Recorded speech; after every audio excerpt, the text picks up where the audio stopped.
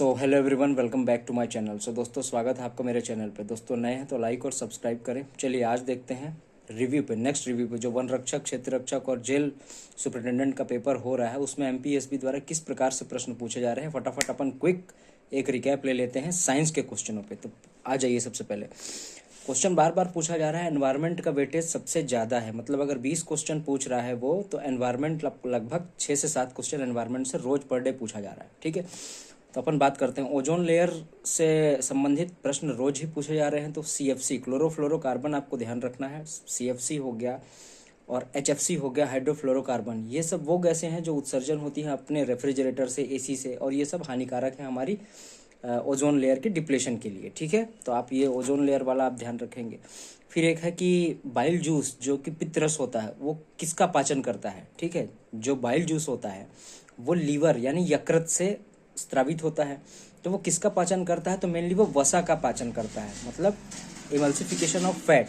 Emulsification, पायसीकरण का मतलब क्या होता है कि वसा की बड़ी बड़ी बूंदों को छोटी छोटी बूंदों में तोड़ना। ठीक है, तो आने वाले शिफ्ट में आप इस तरीके से एनालिसिस पूरा, मैं इसीलिए पूरा होलिस्टिक एनालिसिस कर रहा हूँ कि आपको कोई दूसरा प्रश्न भी अगर उससे संबंधित बनता हुआ टकराए तो आप उसको संभाल लो।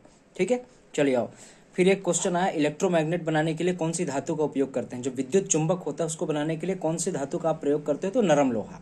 ठीक है, अगर आने वाली शिफ्ट में पूछता है परमानेंट मैग्नेट बनाने के लिए तो स्टील हो गया। ठीक है ना, इस तरीके से आप कोरिलेट कर लेना। ठीक, बायोगैस का मुख्य घटक क्या होता है? तो बायोगैस का मुख्य घटक होता है मीथेन यानी CH4। ठीक है, अब बायोगैस किससे बनती है? तो गोबर गैस और आपका जो अवशिष्ट पदार्थ होते हैं, ठीक है ना, जैविक अवशिष्ट पदार्थ, उनसे मिलकर बनती है। इसको बनाया कैसे जाता है? तो इसका होता है एनारोबिक डिकम्पोजिशन, अवायवीय अवघटन।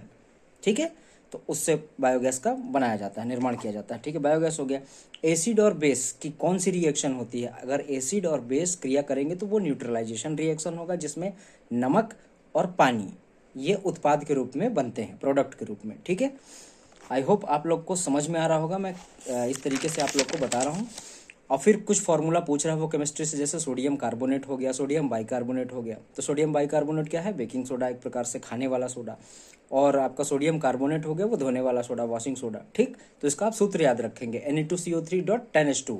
ठीक है, सोडियम कार्बोनेट का। और NaHCO3 सोडियम बाइकार्बोनेट, बाइकार्बोनेट यानी खाने वाला, बेकिंग सोडा। ठीक है, बीट्स पर मिनट, कितने बीट्स पर मिनट होता है? एक सामान्य औसत हृदय कितने, एक मिनट में कितने बार धड़कता है? तो वही है बीट्स पर मिनट, BPM, 70 से 72 बार लगभग। ठीक है, तो ये आपको ध्यान रखना है। फिर किडनी का कौन सा भाग रक्त को छानने का मुख्य कार्य करता है? मतलब अल्ट्रा फिल्ट्रेशन का काम कौन सा मुख्य भाग करता है किडनी का? ठीक है, तो समझ लेते हैं किडनी का। किडनी की सबसे छोटी इकाई अगर पूछे तो नेफ्रॉन। नेफ्रॉन का सबसे आगे वाला जो ऐसा गुच्छा रहित, जो ऐसे बल्क में गुच्छा रहित यहाँ पे होता है, इसको बोलते हैं ग्लोमेरुलस।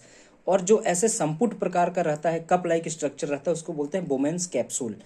तो यहाँ पे जितने भर ये जो ग्लोमेरुलस में सॉल्ट है, जो भी नाइट्रोजिनस वेस्ट है, इन सबको छानकर वो बोमेन्स कैप्सूल में भेजता है और फिर ये लूप ऑफ हेनले के माध्यम से आगे प्रोसीड करता है। ठीक है, तो किडनी का हम लोग ध्यान रखेंगे कि अल्ट्रा फिल्ट्रेशन का मुख्य कार्य कौन करता है? तो ग्लोमेरुलस, जो कि गुच्छे प्रकार की एक संरचना होती है कप के अंदर। ठीक है ना, जो कप लाइक स्ट्रक्चर होता है, बोमेन्स कैप्सूल इसके अंदर होती है। ठीक है, चलो ये हो गया, आगे बढ़ते हैं। स्पेस एक्स से पूछ रहा है, स्पेस एक्स किसका है? तो आपका एलन मस्क का है। उसका फेमस रॉकेट जो है फाल्कन 9, ठीक है, वो रीयूजेबल रॉकेट है। ठीक, तो ये आप याद रखना है। क्लाइमेट चेंज पर जो पेरिस एग्रीमेंट हुआ था 2015 में, वो COP 21 है। इसमें क्या शर्त रखी गई थी कि जो वैश्विक तापन जो बढ़ रहा है उसके लिए जो जो भी डेवलप्ड कंट्रीज हैं वो ग्रीन हाउस गैसों के उत्सर्जन को कम करें, और कितना कम करें? तो 2 डिग्री सेंटीग्रेड के नीचे ही रखें। ये पेरिस एग्रीमेंट 2015 का COP 21 में ये एक एग्रीमेंट साइन हुआ। चलो आगे बढ़ते हैं। ग्रीन हाउस गैसेस कौन कौन सी होती है? तो आपको बार बार रोज बता रहा हूँ, कार्बन डाइऑक्साइड हो गया, मीथेन हो गया, वाटर वेपर हो गया, एटसेट्रा। ठीक है, तो ये सब रेस्पॉन्सिबल है ग्रीन हाउस होने के लिए। ठीक है, फिर आपसे पूछ रहा है सैचुरेटेड हाइड्रोकार्बन माने संतृप्त हाइड्रोकार्बन क्या होता है? तो मेनली अल्केन समूह, CnH2n+2। ठीक, जैसे मीथेन CH4, इथेन C2H6। तो ये सब क्या है? संतृप्त हाइड्रोकार्बन का एग्जाम्पल है। ठीक है, अल्केन, पूरे अल्केन समूह जो है वो आपका सैचुरेटेड हाइड्रोकार्बन माने संतृप्त हाइड्रोकार्बन है। ठीक है, और ये बनी बात है, ये कम क्रियाशील होते हैं, लीस्ट रिएक्टिव होते हैं एमंगस्ट ऑल। ठीक, तो ये ध्यान रखना। ओम्स लॉ से रोज प्रश्न पूछा जा रहा है, V बराबर IR, वोल्टेज समानुपाती है किसके, करंट, धारा के और प्रतिरोध के, ठीक है। ओम इसकी इकाई याद रखना है, ठीक है, ओम्स। फिर ह्यूमन में ब्लड प्यूरिफिकेशन, रक्त को छानने के लिए कौन सा ऑर्गन जिम्मेदार माने उत्तरदायित्व है, तो एक है लंग्स और एक है किडनी। लंग्स गैसियस प्यूरिफिकेशन करता है, मतलब अपन कार्बन डाइऑक्साइड को बाहर वो करते हैं और ऑक्सीजन को इनटेक करते हैं। तो जो ये इनटेक और आउटटेक बाहर दे रहे हैं अपन, तो ये एक प्रकार से क्या है, गैसों को छानने की प्रक्रिया कौन कर रहा है, लंग्स। और किडनी क्या कर रहा है, जो भी सॉल्ट है, जो भी यूरिया है, जो भी नाइट्रोजीनियस वेस्ट है, उसको भी फिल्टर करने का काम कौन कर रहा है, किडनी कर रहा है। तो दो आपको ध्यान रखना है, एक लंग्स हो गया जो कि गैसीय प्यूरिफिकेशन करता है, और एक हो गया किडनी, ठीक है। चलो आगे बढ़ो। फिर इसके बाद आपके क्वेश्चन है साइंस से रिलेटेड, बस, ठीक है। तो मुझे इतने क्वेश्चंस प्राप्त हुए जिसको मैंने आपको अच्छे तरीके से समझा दिया। तो आने वाले शिफ्ट में आप सब अच्छे से कॉन्फिडेंट होके जाएं, अच्छे तरीके से पेपर लिखें। सबसे पहले क्वेश्चन को 2 बार पढ़ना है। कई बार क्वेश्चन क्या होता है कि हम लोग को लगता है कि हमसे बनता है और हम जल्दी से ए ऑप्शन, अपन हमारे माइंड में जो फीड है हम उसी हिसाब से ऑप्शन देखे नहीं कि मार दिए ऑप्शन।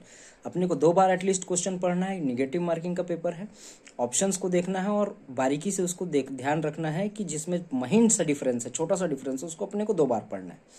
आई बात समझ में? तो प्लीज़ चैनल को लाइक और सब्सक्राइब करें, इससे हमको मोटिवेशन मिलता है। मैं आपको पर डे कराते ही रहूँगा मैं रिव्यू, ठीक है। और शॉर्ट क्विक टाइम पे मैं आपको ये पूरा रिव्यू देने का प्रयास करता हूँ अपने तरफ से, जो भी मुझे प्राप्त होती है जानकारी, ठीक है। तो ये चैनल डेडिकेटेड है आप ही लोग के लिए, आप लोग प्लीज़ इसे सपोर्ट करें, ठीक है। इससे मुझे भी थोड़ा सा मोटिवेशन मिलता है, तो आप आगे में और अच्छे तरीके से इसको आप लोग के समक्ष ले आ पाऊंगा, ठीक है। तो मिलते हैं नेक्स्ट वीडियो में नेक्स्ट रिव्यू के साथ। तब तक जय हिंद, जय Bharat, and please like and subscribe to my channel. Okay.